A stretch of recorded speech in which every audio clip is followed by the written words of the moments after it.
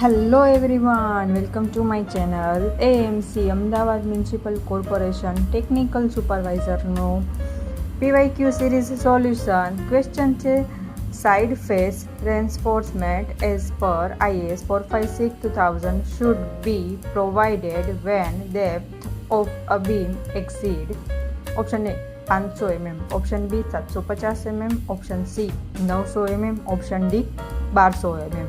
હવે જો આ ક્વેશ્ચનમાં છે ને સાઇડ ફેસ કીધું છે. પહેલાં તમે જુઓ ફર્સ્ટ લાઇનમાં સાઇડ ફેસ રેન્ફોર્સમેન્ટ અને પછી ડેપ્થ પૂછી છે કેના પ્રમાણે? 456 IS કોડ પ્રમાણે.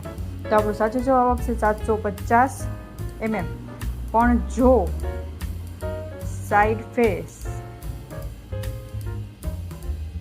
વિથ ટોર્સન કીધું હોય તો આપણો આન્સર આવશે 450 mm.